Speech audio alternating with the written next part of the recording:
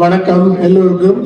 My name is Nagalingam Jayalingam. I am one of the founding members of the Indian Ocean Strategic Studies, and we are here today to have a panel discussion for the Indian Ocean Strategic Studies. Uh, well, the Indian Ocean Strategic Studies is an international think tank based in New York, USA. The IOSS is an academic, research, and intellectual forum for dialogue among the state, civil society, and non-state actors on vital social, political, economic, geostrategic issues and developments in the Indian Ocean region. The Indian Oceans, the IOSS, aims to build database and joint debate with academic, strategic, and policymakers in South Asia and Indian Ocean region and think tanks around the world. I want to thank you all for being here for this panel discussion. I will first introduce Professor Manivandan, who is going to be the moderator of this discussion. He's a professor and visiting scholar from Joseph Formal School of International Studies in University of Denver, USA. He's also a professor at the IOSS University. So he will be the moderator, and I will ask Professor Manivandan.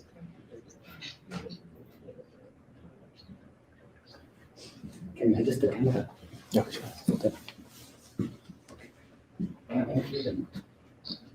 Distinguished chairperson and other distinguished members of the audience, and ladies and gentlemen, I have the great pleasure of joining this occasion as moderator for a very important, very significant issue in the Indian Ocean region and in world politics.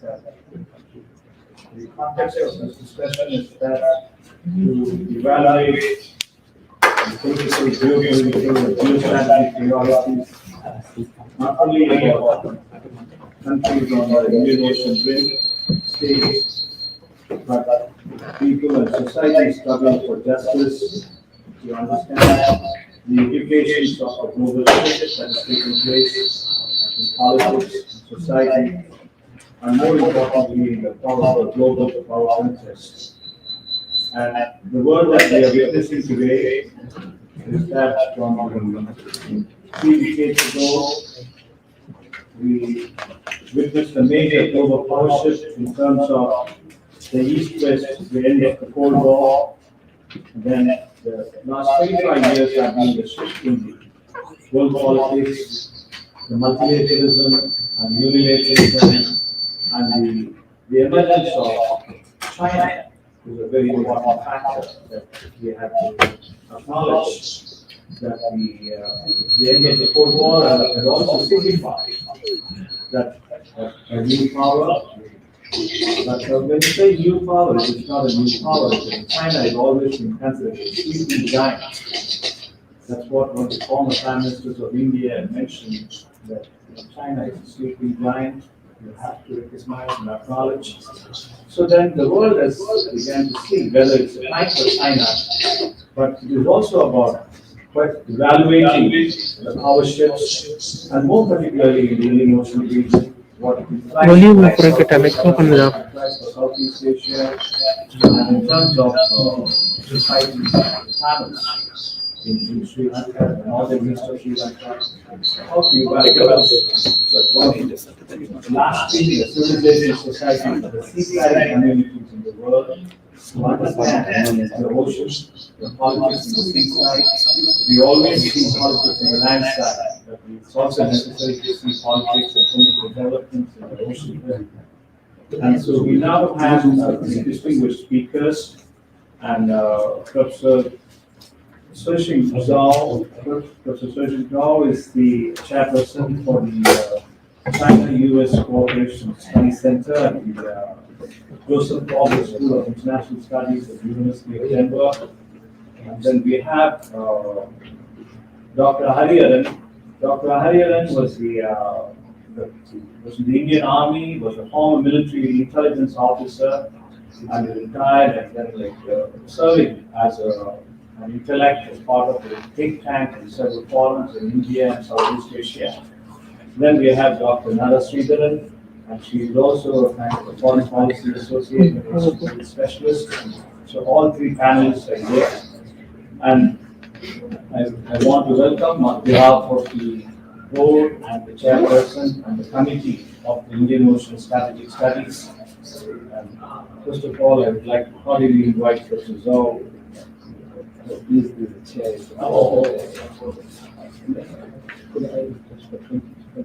Sure. No, you can speak. Okay.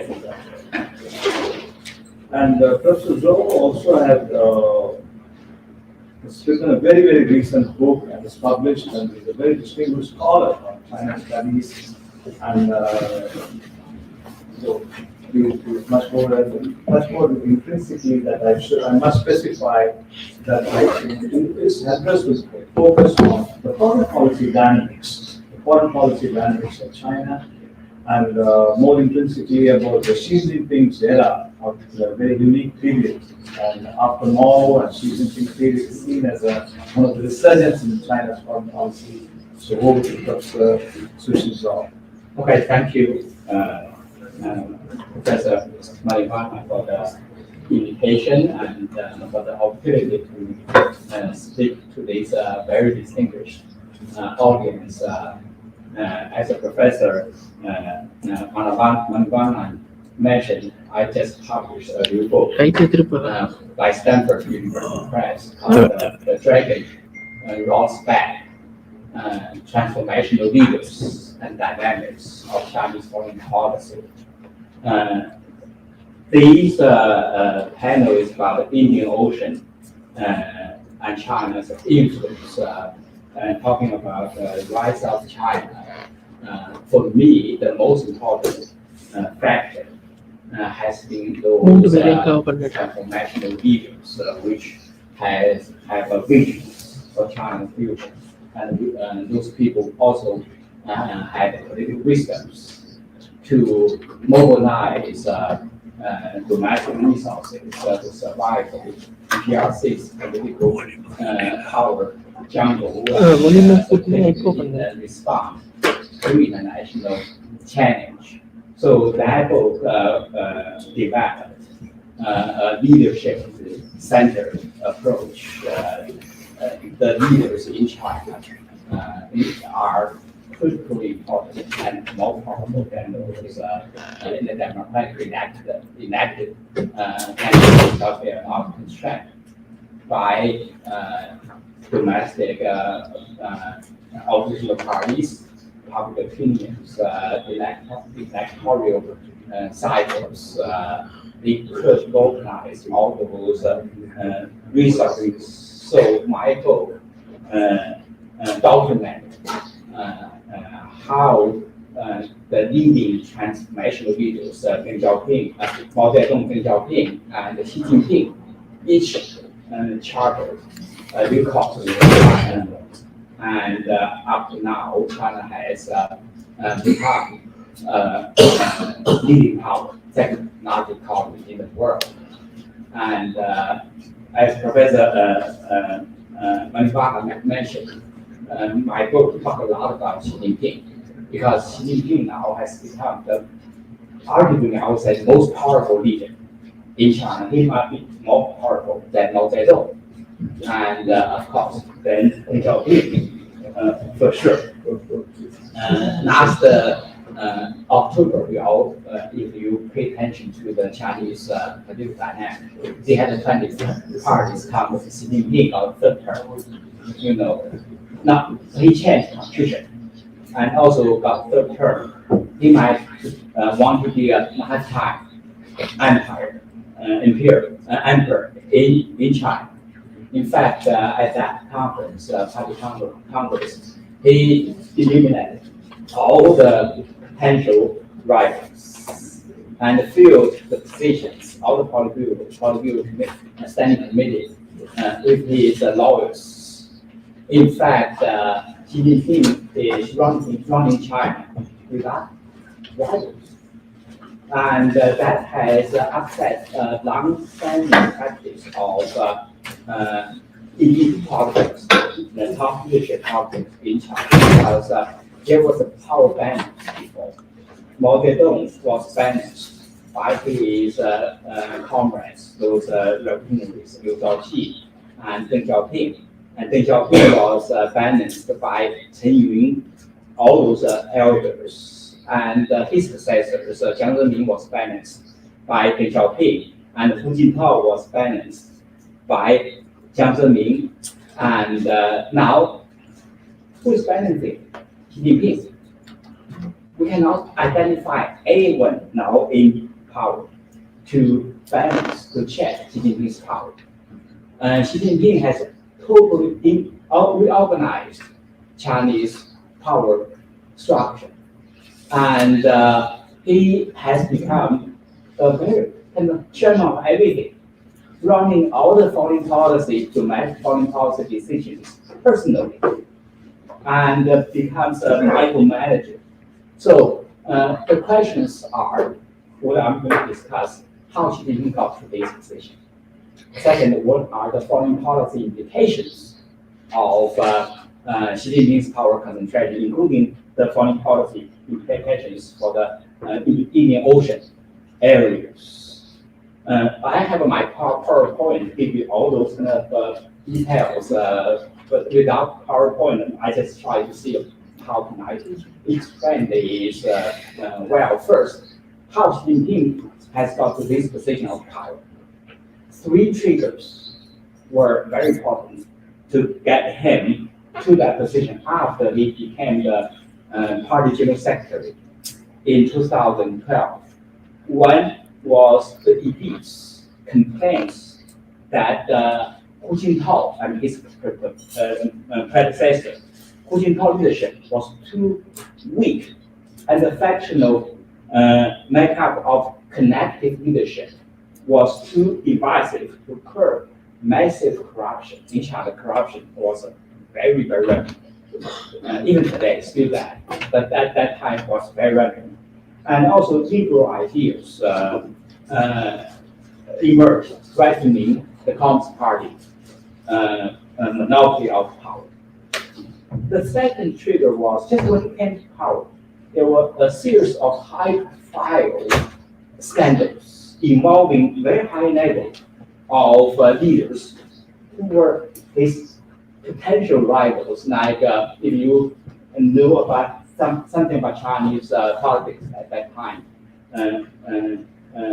Bo Xilai, who was also Prince Party, it is just his buddy, but he got involved in a very big scandal. And also Lin Zhihua, also Politburo Standing Committee member, and also Zhou Yongkang, Politburo Standing Committee members, they all involved in those scandals just when he came to office. And that called for concentration of power to deal with those high-level corruptions. Third, the Chinese elite's rising nationalist aspirations and confidence after China successfully held the Olympic Game 2008. China became so confident. We are rising, emerging as the big power, but they were also very frustrated at that time because they saw the Western powers, the US and Western powers, tried to undermine China's rise. During the Olympics, we saw all those and also uprising in Tibet, all those areas. The Chinese leaders, Chinese elites were very frustrated at that point. And they tried to tell the Chinese leader to stand up to confront those anti-China forces. So in response to those triggers, Xi did really well. He consolidated that power with the consent of the elite because he told them, I'm the right person, I'm a strong man, I'm a powerful leader, I have a vision. So these people thought his predecessor was too weak. He showed up as a strong leader. Second, in the meantime, taking advantage of those scandals, he launched a very, very high-profile anti-corruption campaign. of course, got popularity among Chinese people, but also purged those rivals, replaced those people with his followers. And the third is from the nationalist aspiration. He proposed a new vision for China, the China Dream, of great rejuvenation of China, and return China to the glorious power position China once occupied, as the professor talked about. At ancient time, China was a big power and humiliated by the Western powers in the 9th century. Now China is coming back. That matched the mode of the Chinese nationalist aspiration, assertion, those in self-confidence. And so that's three triggers. He responded to those triggers to consolidate his power. His power consolidation also was institutionalized at the policy-making level. In the Chinese system, we saw the foreign policy of overall foreign policy making at three levels. At top levels are those decision-making institutions called Politburo Standing Committee, and the Chinese Communist Party Central Committee. Those are formal policy-making institutions. Below that level, there is informal but very powerful policy coordination institutions. Those are behind the scene, okay, but to help the top leader to coordinate different bureaucratic institutions, because Chinese bureaucracy is huge. And third level is non-bureaucratic agencies in the government party and the military. Xi Jinping did a very fantastic job to centralize power, control those bureaucracies, and top policy making institutions. He established personal authority, his personal loyalty as a primary principle to guide policy making institutions. And we all know, for example, he came to office 2012 at the 18th, the Communist Party's Central Committee, National Congress. He reduced Politburo member from 9 to 7 to help him to concentrate power. Then he established himself a call of the party at the 19th Party Congress in 2017. He amended the Constitution next year to eliminate the term limit for the president. So he wants there could be lifetime leader. And he asked all the elite Politburo members, Politburo Standing Committee members to commit their personal loyalty to him. In the past, it's collective leadership. Now he tried to establish personal leadership. And all Politburo Standing Committee members, all the Politburo members have to write personal annual work report to him in writing. And that put him in a very strong position. He called in the Chinese called the 4个意识, the four consciousness to not out with him and practice two safeguards. Safeguard himself at the call of the party, safeguard the authority of the party. And he effectively established a code of personality, just like Mao Zedong, but more powerful than Mao Zedong, as the top leader of China. At the next level, the coordination level, he built a lot of new coordination organs. In the Chinese, they call those leadership small group. For many years before 2018, the primary foreign policy coordination organ called the Central Foreign Policy Leadership Small Group, which in fact was built by Mao Zedong in 1958, but abolished during the Cultural Revolution, restored by Deng Xiaoping in 1981 to coordinate all the foreign affairs agencies. Then Jiang Zemin built another one in 2000. After 1999, the embassy bombing in Yugoslavia. So they tried to build some kind of national security leadership small group as a crisis management agency. Then Hu Jintao built another one in 2010 in response to the maritime disputes in the South China Sea and East China Sea, called Central Protecting Maritime Interests and Rights Leadership Small Group. The problems at that time, before he came to office, was all those central leadership small groups relied on one office called the Communist Party Central Committee Foreign Affairs Office for staff support. And so there are not many staff support for that. This lack of staff support makes those coordination institutions very limited. And Xi Jinping came to office, understood that issue, and built a very powerful institution called National State Security Commission to coordinate internal and external security issues.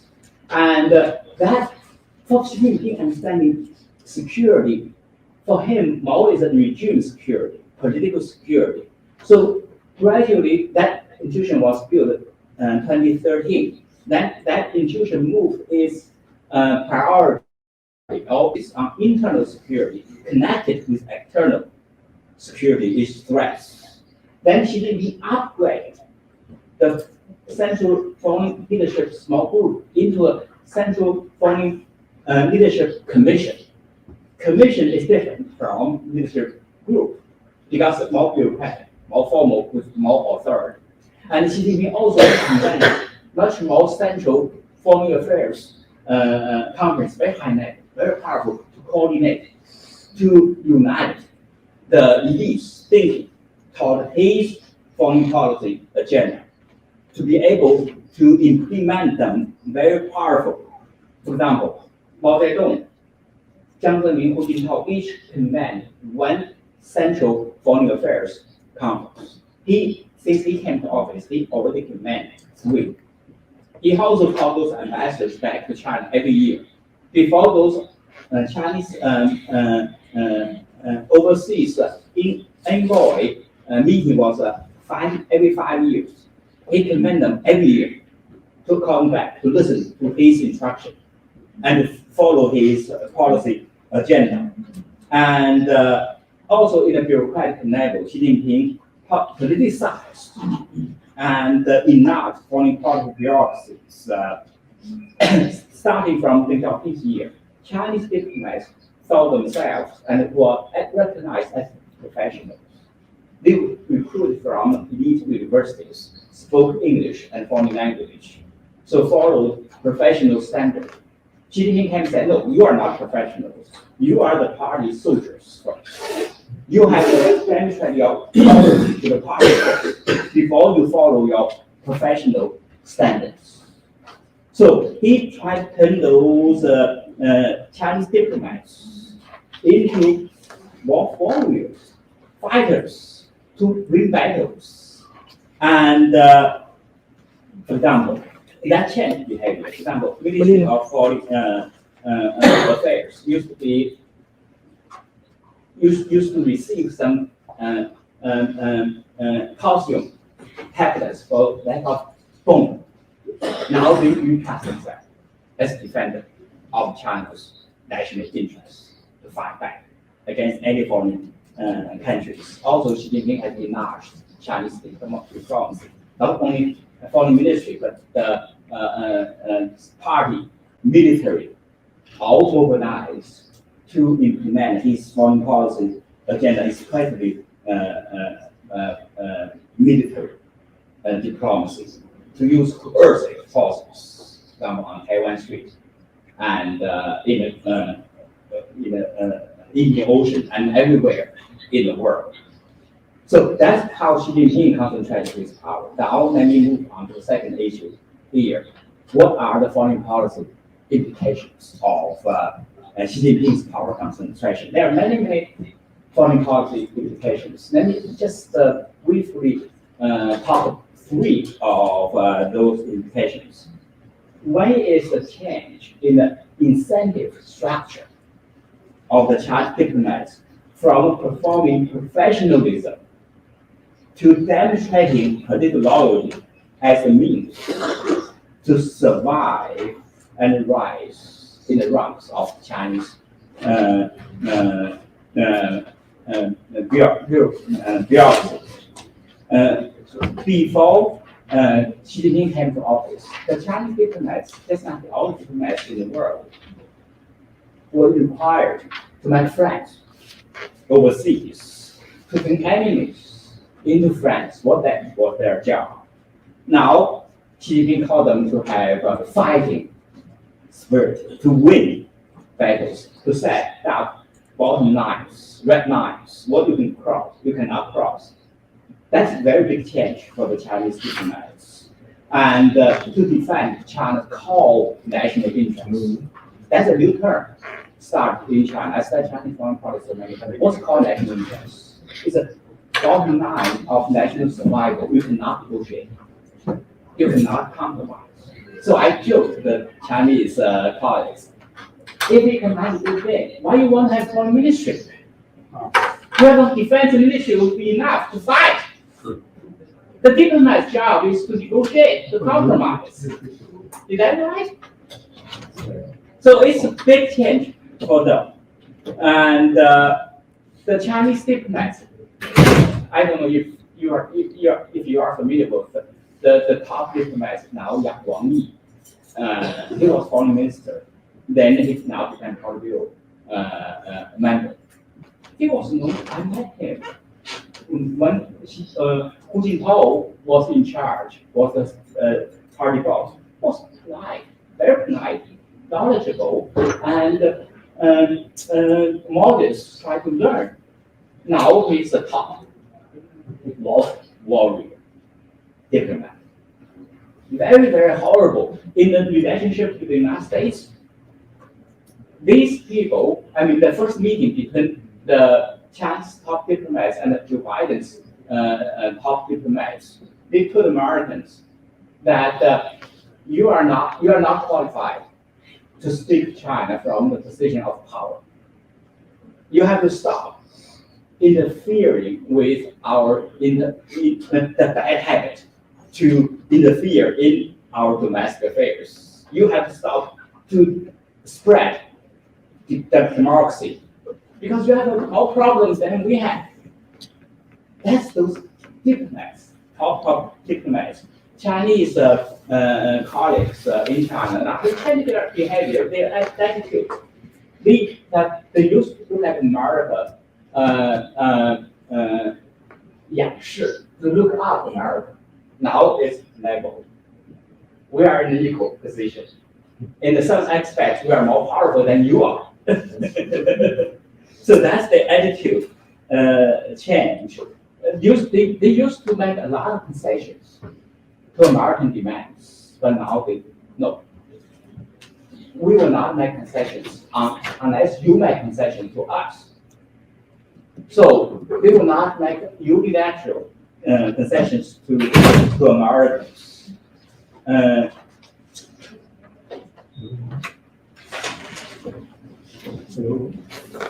So not only their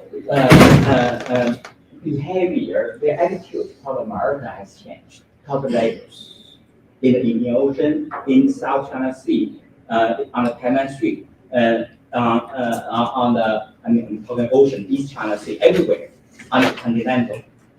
China has matched Washington. They have America does not want to see China rise, so they have to fight back, tit for tat to fight back. They did fight back, and in order to fight back to the United States, they saw the world. They talk about multipolarity, but mostly in the bipolar competition between China and the United States. So in order to confront the United States, China has built its own strategic network globally, especially with these global South countries, because a lot of those countries have shared China's agreements against the United States. So they built relationship with those countries through one, for example, one Belt, one Road, BRI, Belt and Road Initiative, and strengthen its efforts to consolidate its positions in the periphery. When China's periphery, they talk about North Asia, South Asia, and also South Asia, the whole area. And they have pushed their security parameter far beyond so-called the first island chain, Japan, the Philippines, and Korea, all the way to the Central Pacific, and try to demonstrate China has a blue ocean. Lately, China is a big power, and also China built anti-hegemonic coalition with Russia. China-Russian relationship is such a new development, and a lot of Americans underestimate that strength. Xi Jinping, I mean, there's so many problems in China and Russia, but Xi Jinping has doing everything to build strong relationship with Russia to confront the United States. Of course, U.S. policy also pushed them together. And also China built good, strong relationship with Iran, Pakistan, all those countries in Indian Ocean, talking about the Indian Ocean. And China has become an active player. Because I'm not doing much research on this, I just look at these in the light of my own research. I found that China's ambition in the Indian Ocean has been so clear as a big power. It's no longer like in the remote country because China's interest, first of all, China's economic interest as a maritime power. I mean, 2008 and 2012, when she became to office, she called so clearly that China is rising as a big power, not only a big power in continental sense, but also a maritime big power. Because China's economic growth relies heavily upon maritime transportation. And China's energy security, and China's food security, China's commercial transportation all came from the maritime. A very important part of the bottleneck for China is Malacca Strait. You all know that area, which is a narrow but large amount of China's oil that import from Middle East came to that part. But that strait had traditionally controlled by U.S. Navy. So that became a problem. China had to find alternative routing for its, of course, it's also China also tried to send the military in the Malacca, in that part of the ocean. But in the meantime, China has tried very hard to find alternative routing to go where did China go? South Asia. That's what they have to go. They have a Belt Road initiative. China has built China-Pakistan Economic Corridor, CPEC, link between Gwadar port in Pakistan and China's India. That would China all the way into the Indian Ocean to the Middle East.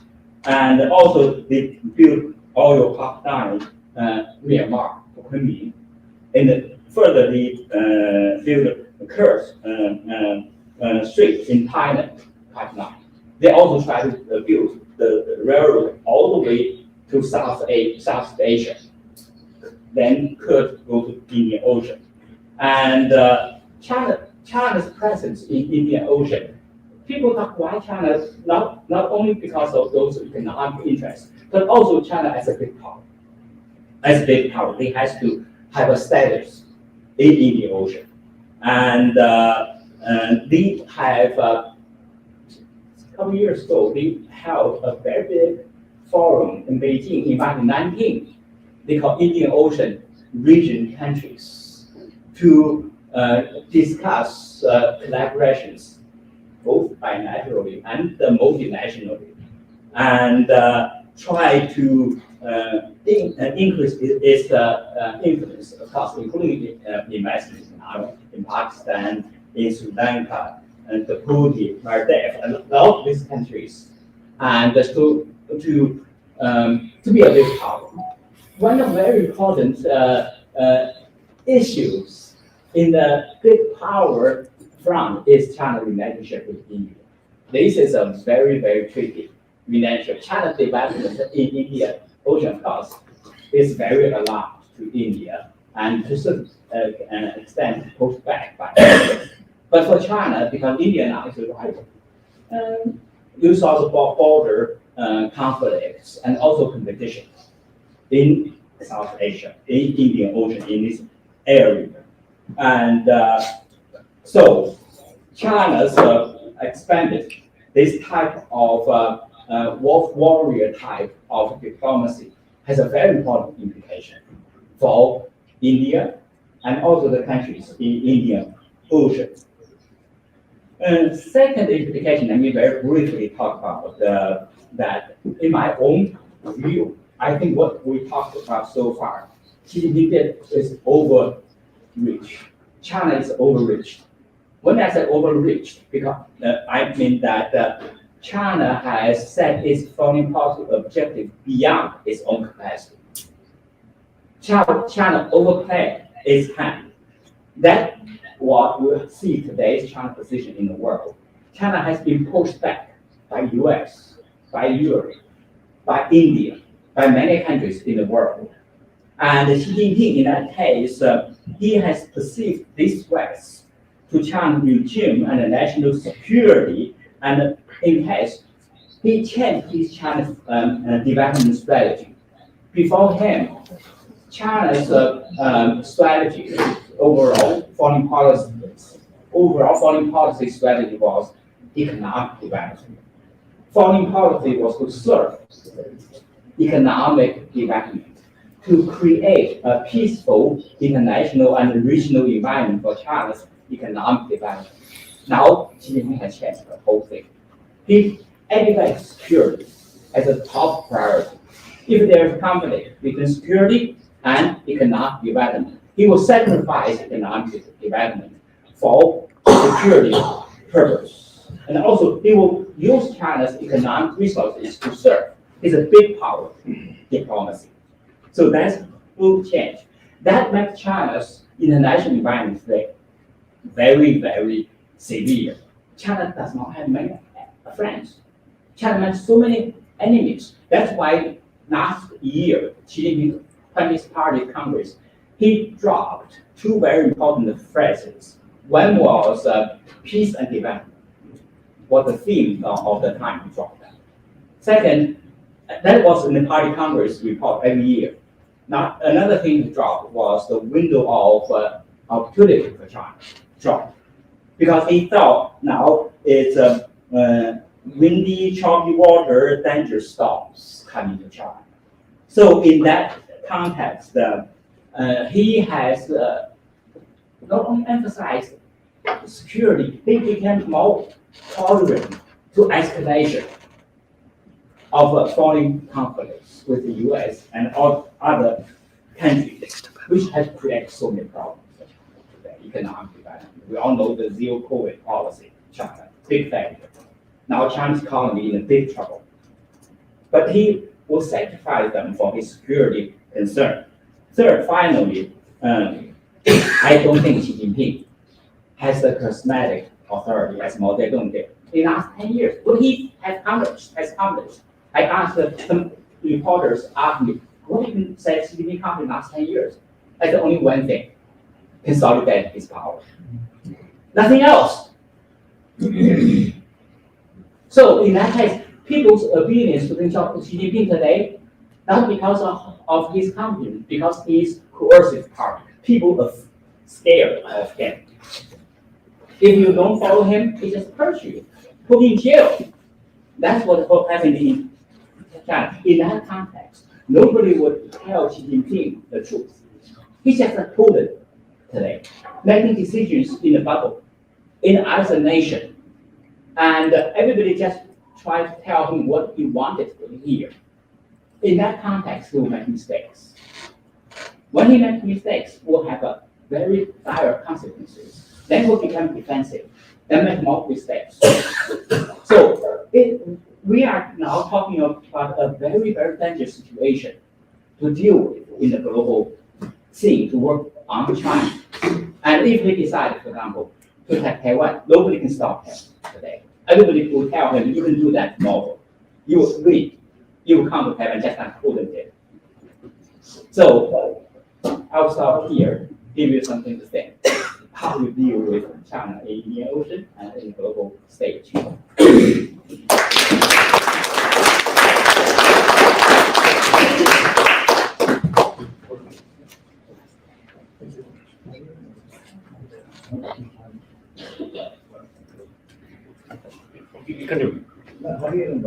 Okay.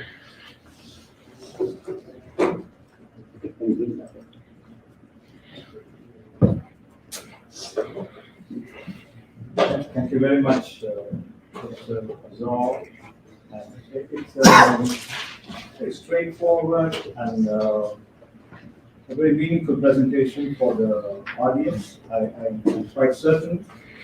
And about China, and I would like to kind of, during this time, for transition to the next speaker, and this multilateralism, and a very important aspect that Professor Zhao brought forth, saying that China is not simply talking about multilateralism, but China is working for bilateral politics with the United States. China is thinking in the mode of bilateralism with the United States. It's kind of going back to the dimension of the East-West politics and the bipolar system.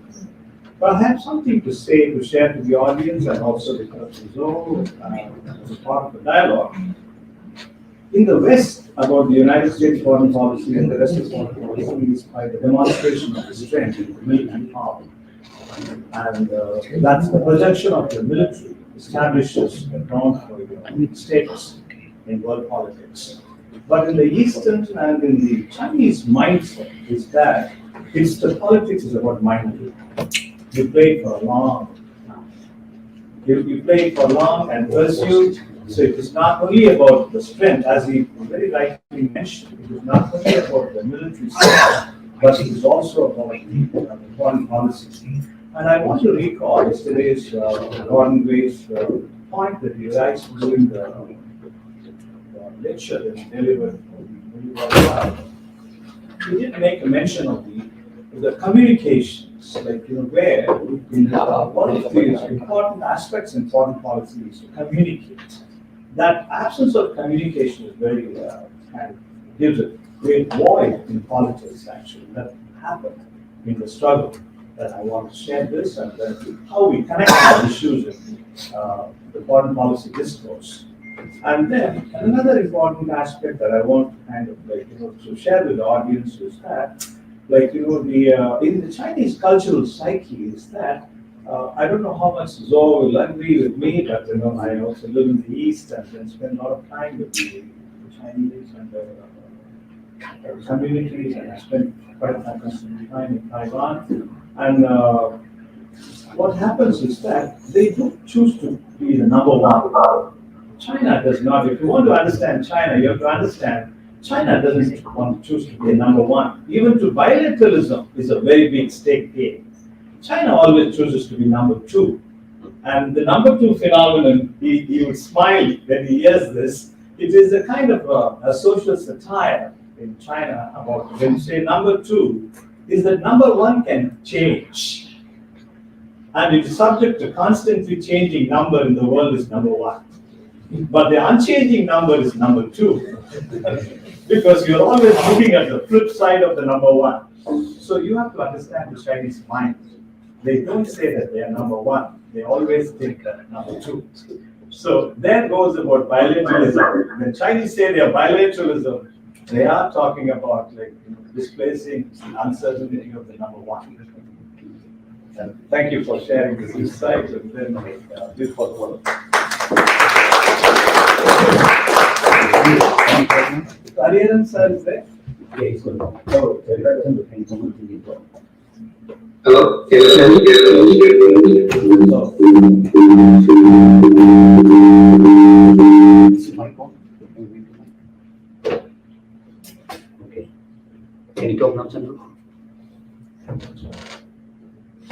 Can you hear me? Is it going now? No.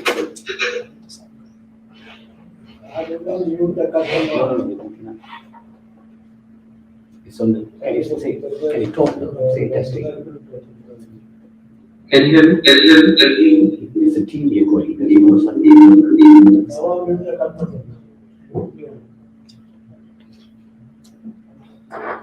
How do they go? You connect the laptop to Google.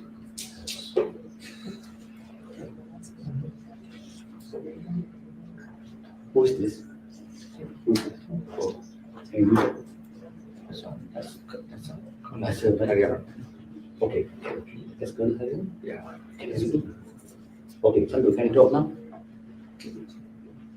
Chandu, Can you hear me? Can you hear me? say going. All the mics from you. No. TV say going.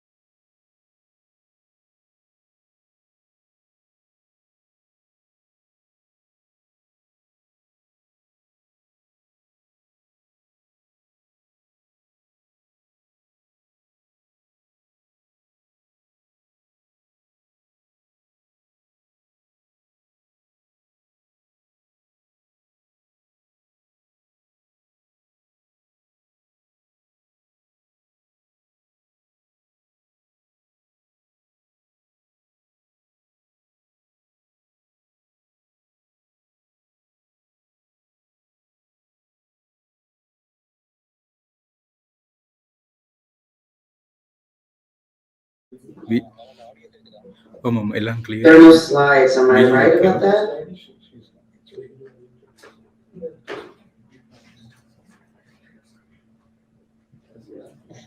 No slides? You don't have the PowerPoints up?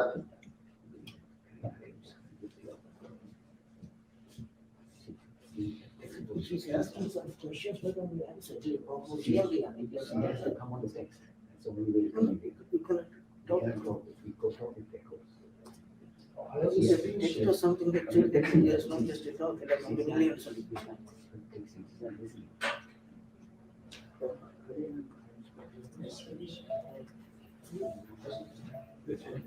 She's not looking at the text. Okay, no slides. All right, I will start.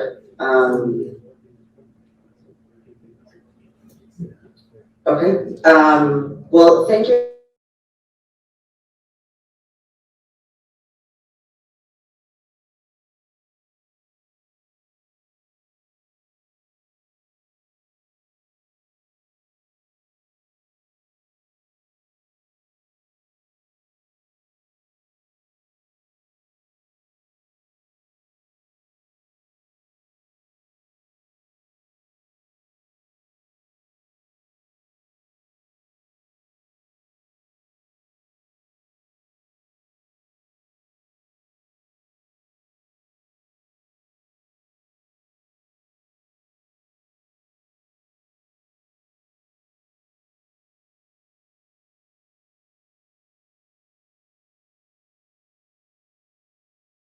May or may not know this, but China does not report their aid flows to the OECD.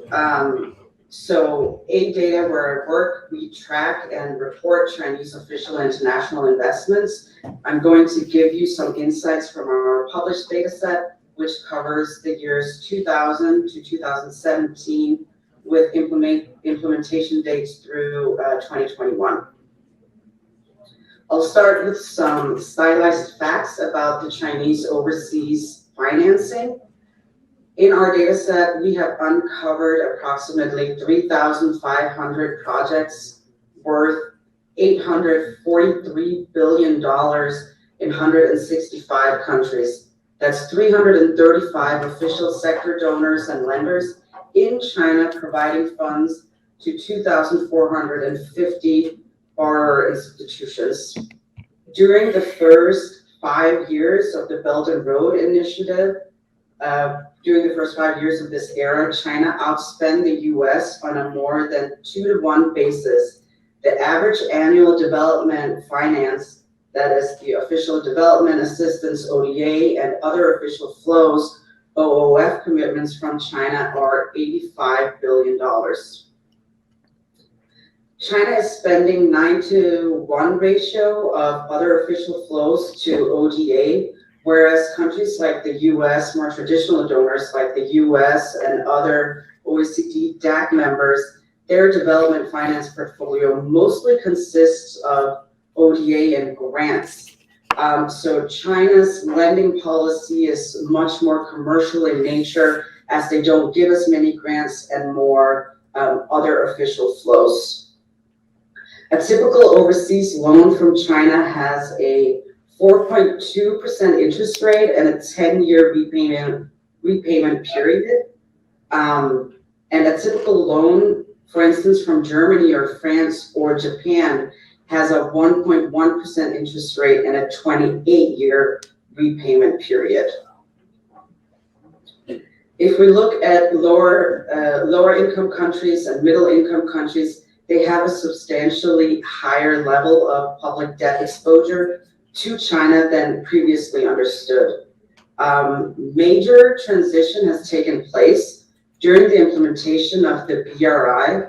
Nearly 70% of China's overseas lending is now directed to state-owned companies, state-owned banks, special purpose vehicles, joint ventures, and private sector institutions. These debt, for the most part, do not appear on government balance sheets in lower income countries and middle income countries. However, most of them benefit from explicit and implicit forms of host government liability protections, which has blurred the distinction between what is private and what is public debt. Even though central government institutions are not the primary borrowers responsible for the repayment of these debt, central government institutions will in many cases be expected to step into the breach in the event the primary borrowers go into default or become financially distressed. For example, in Indonesia, when they built the Jakarta-Bandung high-speed railway, the state-owned company in Indonesia that actually built this borrowed $4 billion from the Chinese Development Bank, CDB, and defaulted on the loan twice. And in both instances, the Indonesian government had to bail them out. So debts to China are systematically underreported to the World Bank's debtor reporting system, the DRS, because in many cases, the central government institutions are not the primary borrowers responsible for the repayments. The average low-income countries, middle-income country government is underreporting its actual and potential repayment obligations to China by an amount equivalent to 5.8% of its GDP. Collectively, these underreported debts are worth approximately $385 billion. The underreporting problem is getting worse over time. During the pre-BRI era, average annual underreporting of repayment liabilities to the official sector creditors in China was $13 billion. This figure has skyrocketed to $40 billion during just the first 5 years of the BRI. This, of course, has major implications for the tidal wave of debt restructuring that's currently happening across the world. 35% of the BRI infrastructure project portfolio has encountered major implementation problems, such as corruption scandals, labor violations, environmental hazards, and public protests. However, Chinese government financed infrastructure projects undertaken outside of the BRI are encountering fewer problems and fewer implementation delays. And Beijing is seeing more project suspensions and cancellations during the BRI era than it did during the pre-BRI era. Host-country policymakers are criticizing high-profile infrastructure projects because of corruption and overpricing concerns, as well as major changes in public sentiment that make it difficult to maintain close relations with China. In a recent yet-to-be-published survey by data of Asian leaders' opinions about Chinese partnerships, we find that the top benefits of partnering with China for Asian leaders are, number one, money with fewer policy conditions. 37 to 38% of surveyed Asian leaders said this. The second one is money with favorable financial terms. That's 33 to 48% said this. Chinese partnerships aligned with national priorities. And the fourth reason, or the fourth benefit from working with China is fewer delays in implementation. Now, we also asked them about what are the top drawbacks of working with China for Asian leaders, and the number one was it discourages transparency. 26 to 40% of surveyed leaders said this. Their projects builds less local capacity, and they have lower quality end results. We also asked them about what are the top areas that you work with China on, and the top four was transportation, energy industry and mining, people-to-people exchange, equipment and buildings.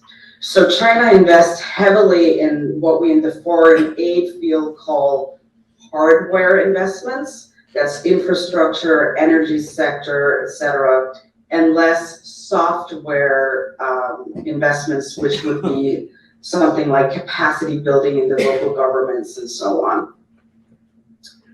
So in terms of exerting a strong and sustained presence, the Indian Ocean is likely a high Chinese priority. It is the highway from which China draws much of its natural resources. Having one or more naval bases in the Indian Ocean would provide Beijing a counter to rival India, as well as US forces deployed in the region. Gwadar port in Pakistan and Hambantota port in Sri Lanka are well-documented cases of major ports developed by China in partnership with the host country, which cross the upper reaches of the Indian Ocean. Together with other potential bases, analysts have coined this collection the String of Pearls. China has sunk close to $2 billion into Hambantota. It is by far the largest investment project that we have been able to uncover. The 2017 takeover of Hambantota Port by a Chinese entity did ring alarm bells globally about China's lending and debt collection practices. Accusations were made that China had lured Sri Lanka into taking loans it could not take back as a strategy to take over the port. As it happened, Sri Lanka was unable to pay for the new port, defaulted on its loan, and China assumed responsibility for the port through a 99-year lease. According to ADATA's record, China has put some $500 million into the port at Gwadar in Pakistan. Chinese warships are already a fixture in Pakistan. As it modernizes, Pakistan's Navy has become the largest purchaser and operator of modern Chinese-designed surface warships and submarines. Whereas in other regions of the world, a country might worry about getting caught in the middle between the US and China or the West and China, countries in the Indian Ocean are more likely to be concerned with balancing their relations between China and India, as Professor Zhao just talked about. An example of this is, for example, Bangladesh, where after years of speculations, both India and China have simultaneously decided to invest in the port of Mongla. The Indian media regularly features coverage of problem-fraught Chinese infrastructure projects in its neighboring countries, Bangladesh, Sri Lanka, and of course Pakistan. Bangladesh, meanwhile, has been a consistent purchaser of Chinese warships and submarines. For future naval ports built by China to gain more presence in the Indian Ocean, ADATA research shows that financially distressed countries that are highly indebted to China might be more open to the possibility of hosting a Chinese naval base if they think that doing so might result in some type of financial relief. For example, an easing of repayment terms, an additional bailout loan, etc. In fact, through a new primary data collection effort, a team of researchers from ADATA, the World Bank, and Harvard Kennedy School have uncovered 128 Chinese rescue lending operations spread across 22 countries. The biggest beneficiaries that are also maritime nations include Argentina, Ecuador, Suriname, Venezuela, Angola, Sudan, Tanzania, Kenya, Pakistan, and Sri Lanka. Beijing has already extended $240 billion of rescue lending to financially distressed borrower countries that are having problems servicing their debts to China. These bailouts are secretive in nature and rapidly increasing in volume. Early estimations show that Hambantota in Sri Lanka is the top candidate to become a future Chinese naval base. It's China's single largest port investment anywhere, and Beijing exercises control over the facility. This, coupled with its strategic location, the popularity of China among elites and the population, and Sri Lanka's alignment with China on United Nations General Assembly voting puts Hapantota at the very top. Waterport is another one in the Indian Ocean that tops the list of potential future ports. The China-Pakistan relationship through CPEC is both strategic and economic. Pakistan is the flagship BRI country and China's largest customer for military exports. According to the Gallup World Poll, China is significantly more popular than the US with the Pakistani publics, a whopping 60-point difference in Pakistan in China's favor. It is the highest differential in the world. However, naval ports also come with a lot of headaches. For example, none of the ports that I've talked about are currently militarily defensible. In a conflict situation, they would become high-value targets for an enemy. China would need to establish defenses to protect the port and its resident ships from attack from the air, surface, or underwater. Given that many of the basing options are in countries with relatively small militaries themselves, much of all this burden would fall on China itself. Many of the ports were not built with natural harbors or at the mouths of rivers and are also along fairly exposed open coastline, which is a further vulnerability. However, one or more naval-focused mutual alliances would provide China the cover to base its ships with a partner country on a long-term basis. It would allow China to test the waters with such an arrangement, gauge regional reactions, etc.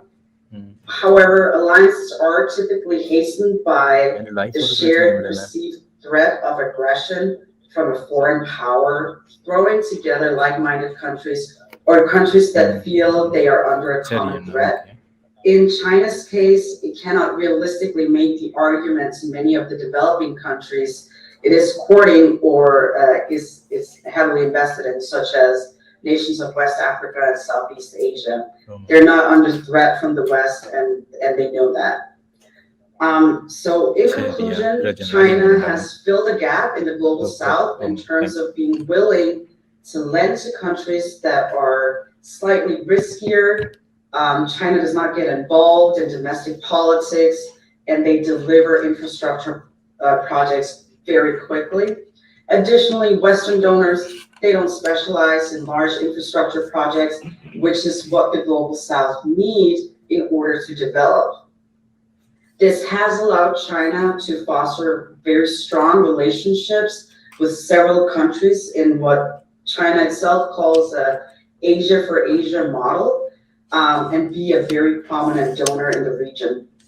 Their position may lead to an increased military presence in the Indian Ocean through the many ports that they have and continue to build. Thank you.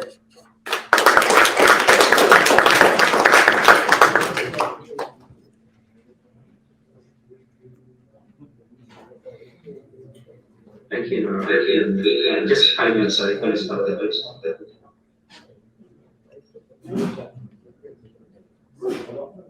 I'm not sure whether Dr. Yara Sridhar can hear me, but still I would like to thank on behalf of the IOSS for joining this discussion. A very insightful and very pragmatic issues she brought forth about, like, more particularly how China is more talking about Asian model for the Asian countries, and then the reasons why the United States or other powers are not able to play a prominent role. And in Asia, whether it's in Southeast Asia or in South Asia. So we'll have that as part of the next, as we go further in the discussion.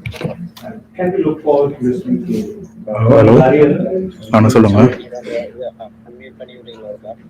Okay, அந்த mic here. Okay.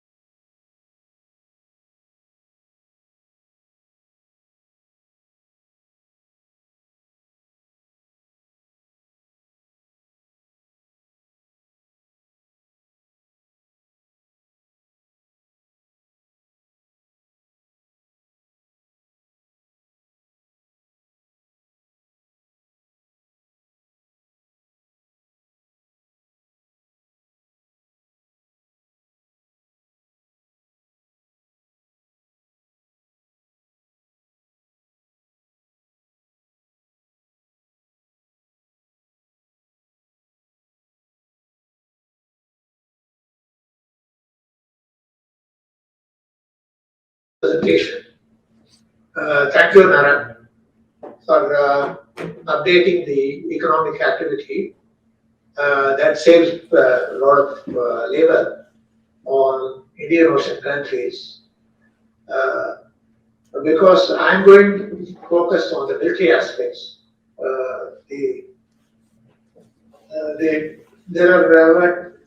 China is different. I think that the professor explained the Chinese politics. It comes with a lot of what you call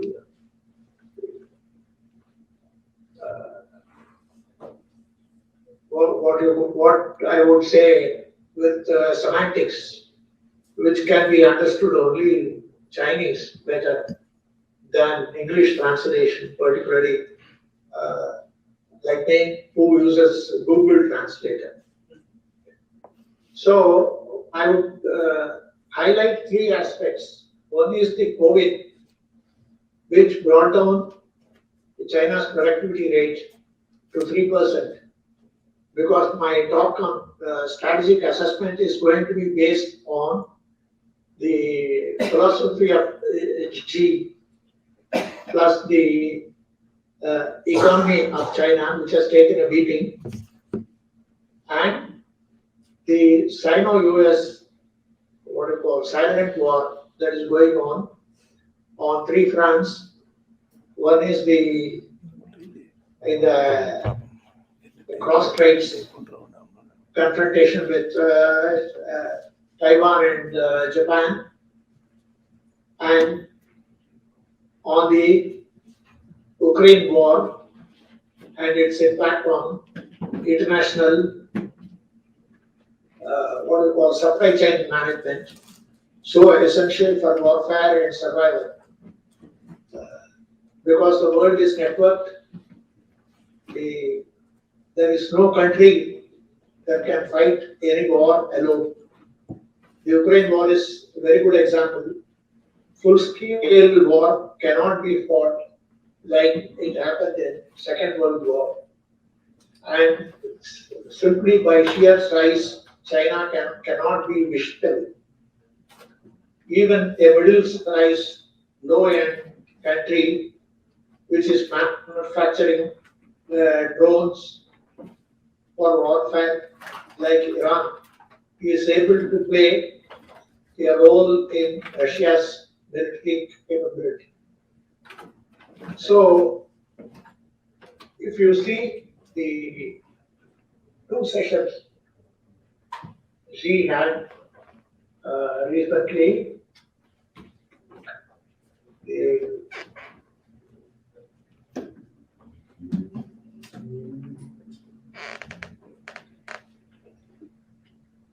there's a great global realignment after COVID war and then after the Ukraine war. There are a number of new alignments in place. The US has split Central Asia, which is wide open, and China has taken advantage of that. That is because China would like to play a bigger role internationally, that being vacated by the US. It is evident, even as the G7 were meeting, you had China calling Central Asian countries a summit, and simultaneously, similarly, this CDAC meeting conference in Yunnan, which was timed, and the China, how can China play a bigger role?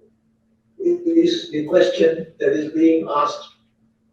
Will it go to war with India is a concern that all Indians have, because India is the only country sharing the longest border, disputed border with China. nearly 4,000 kilometers, and the Chinese have masked troops. So India-China relations is going to play a role, and this in the strategic realignment that is taking place, a Quad is neither an alliance nor an understanding nor a framework of four countries which do not see eye to eye on all issues come together when it comes to issues affected by China's actions and the reactions of the region. So, if you see, where is the India-China relation standing now?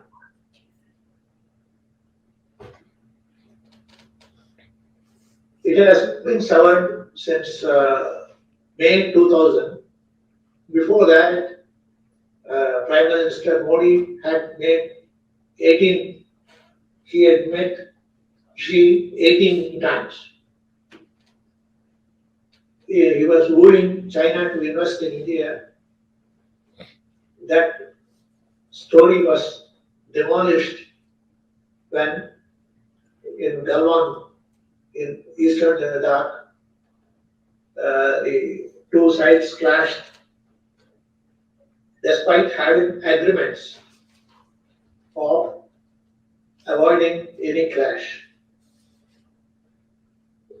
This, after Galwan clash, India's External Affairs Minister Jaishankar in January 21 laid down what is the basis of India-China policy.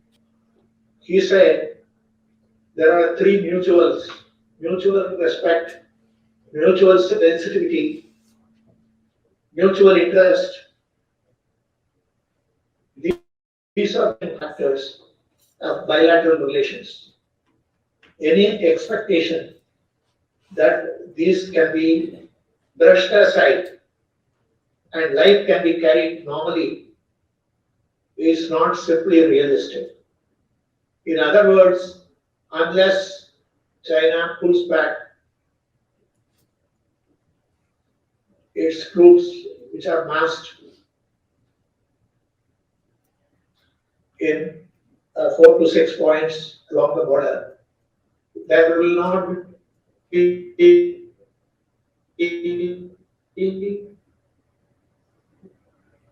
an improvement, not of India. Of course, last year the IOSS has overtaken. It has got $112 billion trade.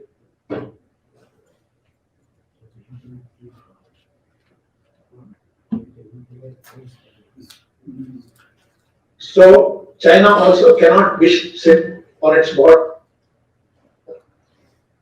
along the claim lines, and the two is a very weak trading partner.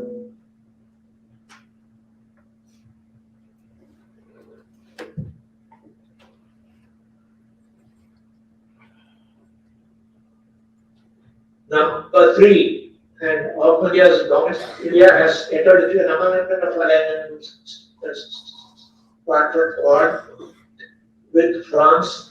It can use French bases in Indian Ocean, in Reunion, Madagascar, that is Malagasy, and in Maldives, as well as Sri Lanka. Sri Lanka is a case in point, since the audience is also familiar with the landscape. I am also very familiar. Sri Lanka has a Hobson's choice. It is the biggest data for China, next only to Pakistan, which is fighting its own survival battle, and China is definitely influencing as US or India would have been the traditional influences of politics in Sri Lanka. China is the player now, and it cannot be wished away because China has invested.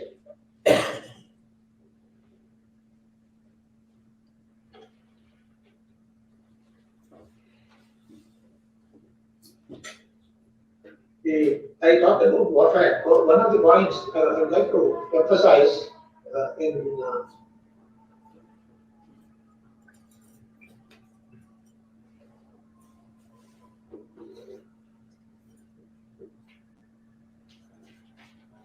in two sessions. In two sessions, that is the 14th National People's Congress and Communist Party's Political Consultative Congress in March 2023, focused on economic stability and technology reliance are key drivers, going to be key drivers, as I see it. So that is how it is going to make a difference. I think in the projects China is going to launch, though at present this is not visible in the coming years. And as far as Indian Ocean is concerned, there are certain issues. China it has got the biggest navy that is actually overtaken even the US Navy's number of platforms. It is, but though it has 3 aircraft carriers, it has none of that fleet of the aircraft carrier has entered Indian Ocean, because fleet operation with aircraft carrier, particularly when you have missiles, ship-based missiles, land-based missiles, which can knock out these ships. China has just crossed first, if you are familiar with the jargon used by the strategic analysts, first island chain and the second island chain. Chinese aircraft carriers have just crossed second island chain. Chinese Navy has not crossed the Western Pacific. This would show to me, as a military analyst, the limitations of China. It is not enough if you have a very big navy. Naval warfare is getting very sophisticated. That is why China is developing the ballistic submarines, specializing in ballistic submarines. But this is one.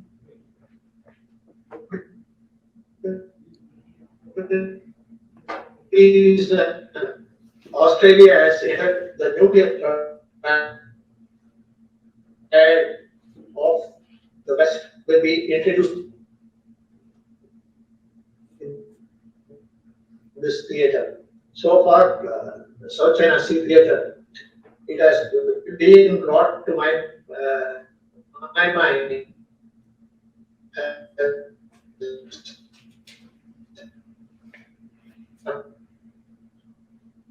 list for combat Eastern Pacific, and also the 2 choke points are there where India is developing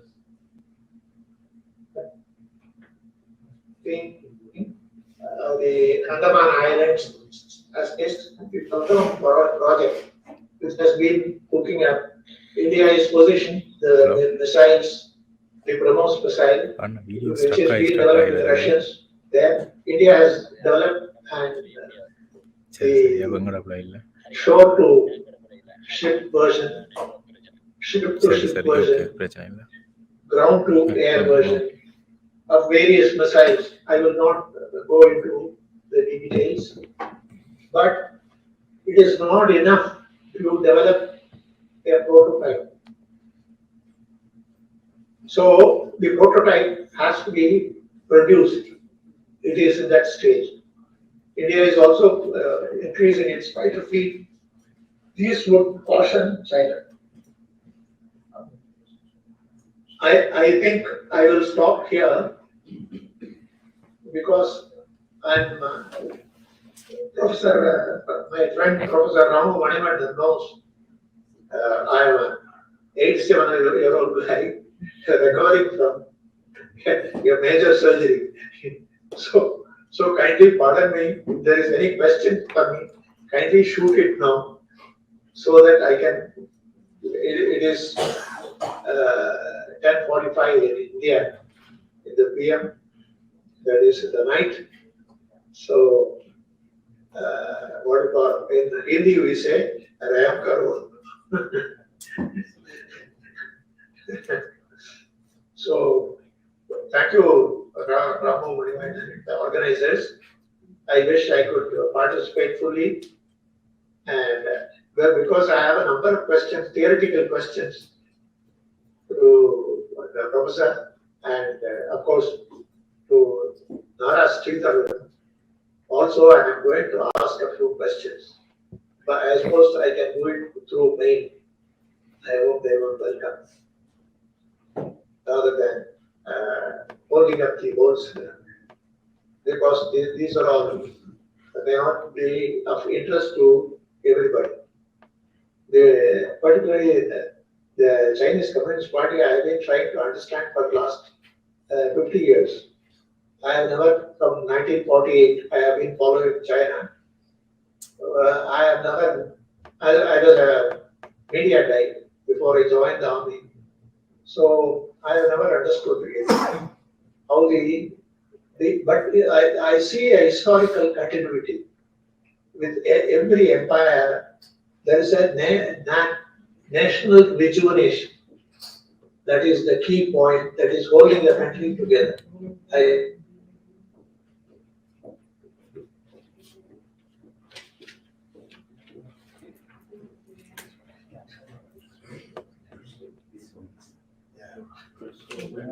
May I take this opportunity to thank Colonel Hariharan and listening to Professor Zoll. That is why in the two sessions also, the Communist Party making people love the Communist Party and upgrading the standard of living.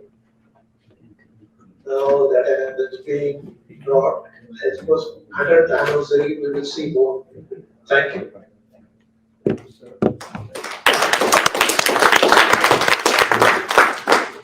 I really want to thank Colonel Hariharan. He had expressed that about his health and all that. And once again, thank you. Once we will bring that, they can hear you.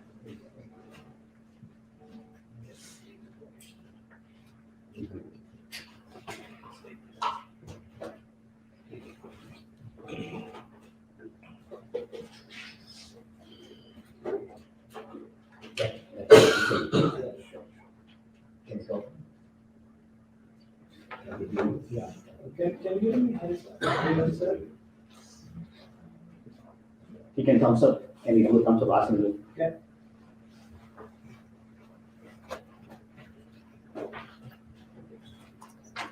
I take this opportunity to thank all the panel members and Professor Sushing Zhao and Dr.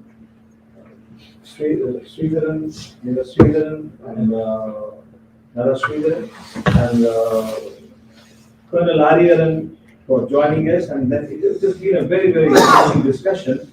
And I mean, I really want to take and appreciate the audience, and then we have just moved about 15 minutes beyond the timeline. I will just take another 5 minutes 5 or 6 minutes to take questions. If you have any specific questions to the speakers, and we'll take those questions, and then I can do the winding reflections. If there are any questions, please. I guess I have a question. This is from the Tamil perspective. Because everybody we are talking that Sri Lanka is strategically important island in the Indian Ocean. The coastline of Sri Lanka altogether is 1,600 kilometers. And the northeastern coastline is 1,050 kilometers. In other words, the 66% of the coastline is inhabited by the Tamils. But Tamils are not the stakeholders in this discussion. In fact, sometimes people might wonder, people watching this discussion might wonder, what's the relevance is to the Tamil question? So, our position is that even but Sri Lanka, not only Sri Lanka, even regional powers deliberately shut the Tamils out of this political discourse. So starting from the Peace Accord 1925, Gandhi Chelwa Pact, Banda Chelwa Pact, Indo-Sri Lankan Accord. In all these political discourse, Tamils are shut up. Tamils are not part of this discourse. The resources are not within the Tamils' reach. It was only the elite that brought this issue, saying that the Tamils, we have jurisdiction over the adjacent seas of the Tamil homeland. During the ceasefire agreement, they wanted to have the agreement to be extended in the sea also. And then the ISDA, they proposed it. So my question and concern is that Tamils constitute the majority of the coastline. And we are having a discussion over the heads of the Tamils. It seems to be very undemocratic. The people in the coastline, they should have a say what happens in the adjacent sea. And also, I think it also benefits, because I don't want to go in detail, but if you know the history, the Tamil political question has always been intertwined with the geopolitical consideration starting from 1948. So to resolve the Tamil national question, Tamil should be brought into the discussion of the geopolitical situation. And also, if you can, the Tamils have liberal values. இன்னும் full ஆகல. இன்னும் வந்து full ஆகல. It will definitely enhance the liberal values in the political discussion against the We had to come up with the mechanism how Tamils can be brought into this political discourse. Thank you. Would you like to respond or like? I think this is a very, very, very significant comment, and I definitely want to reflect on this comment. The fact that, like, there is no answer to this question. It is a very long view reflection of the Tamil community. The reason that India is more concerned about the growing Chinese presence, not only in the Indian Ocean, but also inside Sri Lanka, in the north and east, it takes into view of the significance of the traditional Tamil homeland and the neglect. And another perspective is coming across the table when the Tamils articulate their position vis-a-vis the Indian government is that they are increasingly saying that the Tamils have traditionally been the vassal state of India. The vassal state concept of India has been there. So therefore, it is in the India's advantage to recognize the potential, the physical, geographical, the ocean trends of the Tamils. So I think this, I always say one in the history is that you can forget, but you can never throw it away the facts. So this revival of this memory for the Tamils is also very important, as much as for the Indian government and the other countries which are increasingly looking at the northern east as a potential area. India is certainly not only concerned, is alarmed with the developments inside the northern east, infrastructure developments, then the investments. Now even the fishing patterns are changing in the northern east. The Chinese nets are growing, not the traditional nets that used to be by the boatmen and the fishing people. So the Chinese nets are becoming, it's not something very easy for you. Then we also had forfeiture. India has given away the Kachativu to the Sri Lankan government. So the Kachativu has now been slowly only church has been replaced there. Now in Kachativu, there is a military installation is coming. So it is in the interest of India also to recognize that the sea potential, the oceanic culture of the Tamils and Northerners. I think that will become a part of the discourse. And we also should keep rising about it. What's Margaret? Kachatiru, the naval base is there. Recently, the shrine also opened, Buddhist shrine. Yeah. After March. Yeah, the shrine is, they are extending from the shrine to the net and to the military installation. I mean, Some question to. I have a Professor question Zhao. for Professor Gao. China wants to be the hegemon in the Indian Ocean for their own domestic reasons, because they are a rising power. Initially, they were holding out as a peaceful rise of China, but now they are jettisoning the adjective peaceful. They are a rising power. In your opinion, would China go into a country and be getting involved in the local politics? Whether China will go into a country such as Sri Lanka or Pakistan and get involved in their local politics, like Tamil vis-a-vis Sinhalese politics or Balochistan separation issue. Why I am asking this question is whether Tamils can come to some sort of understanding with the Chinese that whatever they do should not impact upon the politics of the Tamils, and there should be a paradigm shift in terms of our local politics, which has been there for millennia. Is that achievable in your opinion, even during Xi Jinping's time?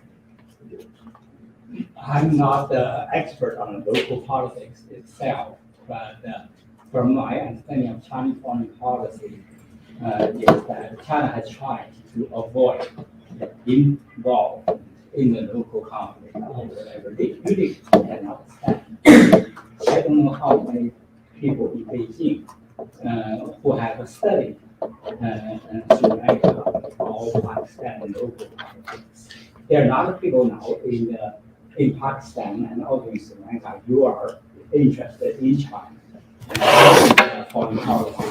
But very few people in China who understand local issues. That's always a problem when Belt and Road projects. They got into local conflicts, then they could understand it. And very often, then their projects got into problems. So that's my understanding of the Chinese position. But eventually, when China investments in those areas, Sri Lanka, in Pakistan, and countries become, hey, they can avoid that. And they might eventually have to get involved. But how to be successful? That's also my question here. I don't think this will do well at this time. Chinese in Africa, in all those countries, always got Pakistan. I thought those projects. They eventually on those projects. Chinese One Belt One Road project has that's still, but yeah, has not been very successful. It involves so many failures, even on those bad that people talk about. China has to seek. She talked about China has to secretly write off all those debts. It's a really big challenge to China on those issues, especially local politics. I want just a short question. I don't want to take a lot of time. There's an opinion that diplomacy, investments in port and other infrastructure for meaningful military advantage, although this is being touted as for military advantage, the Chinese are building ports and other infrastructure. The Western military think tank, Joshua White, felt that that is not sufficient for Western powers to take advantage of that military installations for a long, prolonged war. What is your opinion on that? Are the Chinese wasting their money simply believing that they may be able to use these ports one day, but they will become the modern warfare technology? You mean prolonged war in what countries? Particularly like Sri Lanka and Pakistan, remote countries also. Yeah, this is a similar situation for the Chinese. They very often work with the incumbent government. Then there was war, there were conflicts, the government changed. China got lost. And so I don't think China will get military involved in all those any of those issues. I think also the other speaker talked about Even China try to have military facilities in those areas, they're vulnerable. I don't think China will do that. China only has one military base overseas, yet, so far. I don't know if China will have a military facility in China anytime soon. Not only because of India's concern, but its own capacity. So my question to Professor Mani. So why India is so much reluctant on taking up this Tamil issue? Sorry. So why India is so much reluctant on taking Tamil's issue into the global factor? For example, we see last 4 or 5 years, Chinese, enormous growth in not only Indian Ocean region, but also in the Eurasian part, right? And also in the South African side. So India got plenty of opportunities. Even very recently, in 21-22 term, non-permanent member of the Security Council, they should have taken up this issue. Like, Bangladesh, a small country, they have taken the Rohingya issue using Gambia, and then they take Myanmar into the ICC, right? So India would have taken it. And there are other aspects as well. Before this, I forgot, Hamantoda or Trivanamala. Before it was negotiated with India, but India has lost its opportunity. And whereas other global hegemonical powers took over it. Why it's so much India, intent on taking up this Tamil issue? Since you're from India, I would like to know if you put some light on this. Sure. Thank you very much. I think I would combine as part of my concluding remarks with the panel discussion, this question about India's reluctance. Of course, talking about China, you cannot keep away the question of India as we're talking about China's growing role and presence. There's one thing I want to kind of connect the thread with Professor Raw's discussion, and very big change happened after Mao and Deng Xiaoping and Hu Jintao and others. There's a paradigm shift. People always relate with Mao and Deng Xiaoping, and then with Xi Jinping. And Xi Jinping is seen as an emperor, and he wants to cultivate his.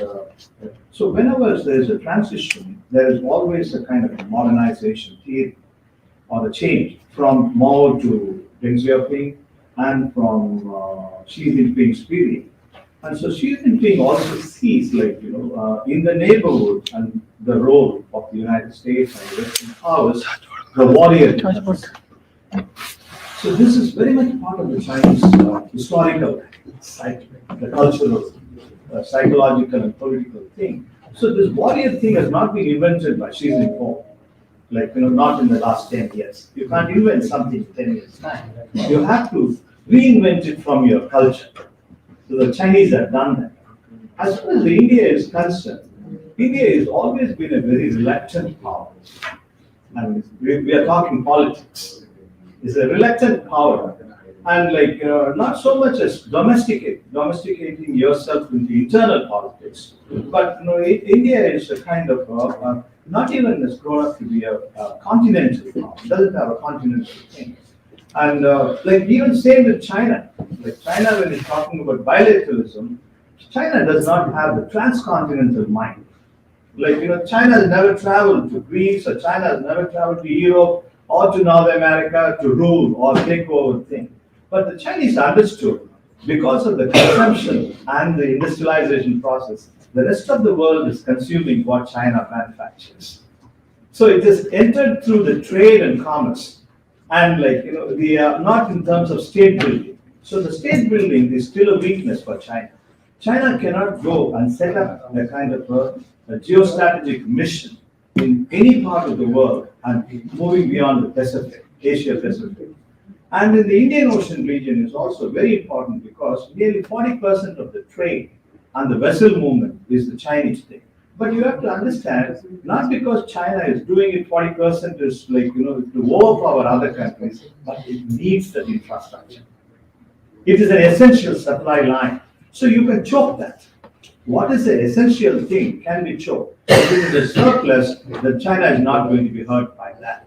So India also understands one of the limitations of China like, being a global top, being a kind of like, the uno numero, the power at the top of the world. There are limitations. Even historical sense, the warrior diplomacy is true for China, but it's also the global reign of a major power is also a limitation for China. This fact. And then there is another historical shift we have to understand with the question from distinguished lawyer from London. The local politics, how much China can intervene in local politics is that we have to see the time from Mao, when Mao Zedong was a leader. Mao Zedong was a leader from the grassroots, a party leader and a party. They will be interested about people's politics in the neighborhood, whether in India, whether in Vietnam, whether in Southeast Asia. But China is not run by a party. China is run by a government and a state. So now they all have to listen from the top. The party has to listen from the top. The party is invisible, and party is in what you call as the Communist Party of China, but it's the Republic of China is telling the Communist Party of China to mold and change. So now China is not looking at the social movements in it. China is an ally of state systems. Like in the United Nations system is that it can see the grievances of the masses, but it can only articulate through the state system. The state system put down the sluices of consciousness. The sluice of consciousness is like blocked. When you say that we're dealing with the government to government and government to government, consciousness doesn't transcend to the level of people. All the atrocities, the genocide, mass violence, everything happens, poverty, impoverishment. But then it doesn't get articulate. It takes a government to speak at the United Nations. And same for the China today to kind of to reflect about what is happening inside human rights situation, human rights violation. China fully was part of the biological sense. And he was the pipe man through the war period. And they were dealing with the military system was dealing with China, and then the diplomacy was dealing with India. So they had two windows. So the people how political system is very important in any foreign policy and a military execution. So which range is important in China is very high. So the government and the power range in China. So this is something I want to share with you about the dimensions of change from Mao to Xi Jinping is from a party to the state. So this is the transition with, I really want to thank, and we don't want to take more time, and then the Question from Professor. Yeah, can it be last question? You were very activated about the rise of Xi Jinping as a consolidator, which is very well understood, and if you look at this pattern now, especially in the Southeast Asia, and Middle East. Yes, where this brings all the way up to Iran. Now the latest is Taliban. China is dealing with the Taliban as well. They are pumping. Pakistan has its own wars and China has to help. Now, with the way China is moving, and also about the diplomacy, they are fighting with India with various other fronts, but Xi Jinping and the Prime Minister Modi are holding hands, and the BRICS.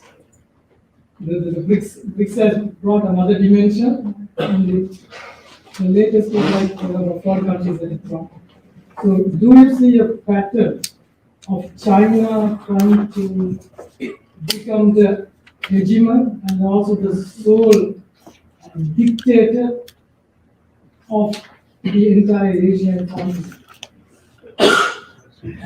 I think you are right that there's a pattern in China working with competitors. China has tried to dominate Asia Pacific, including the Indo-Pacific is an American concept. China talks about Asia Pacific. It's its own metaphor.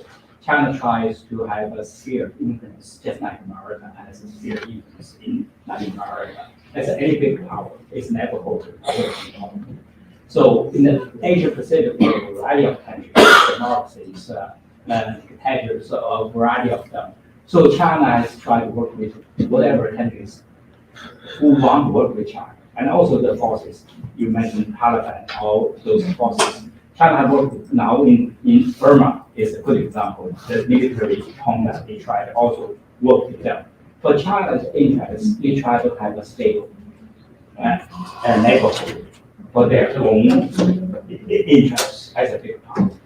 And earlier mentioned Asia for Asia. That's a very important concept Xi Jinping has to drive America out of Asia. When America is gone, who will be the most powerful nation? China. Thank you. So I think we should follow what we have. Yeah. I'd like to just finally conclude this. I want to especially again thank all the speakers. It was very insightful, detailed, and also in-depth analysis of the Indian region. And so I want to again thank you all for patiently waiting here with all the time we took in technology difficulties, technical difficulties, and things like that. We have some newsletters here. I want to make sure that you all are receiving this email. If any one of you, please go and check on your junk mail. Most of you do like your junk mail. If not, please let me know. Give me your email addresses. We will include you on the list. We have the last two newsletters that have been published that have been already sent on the email to most of you. If you haven't, please again, give me the email addresses. And thank you again and for congratulating patients. Thank you.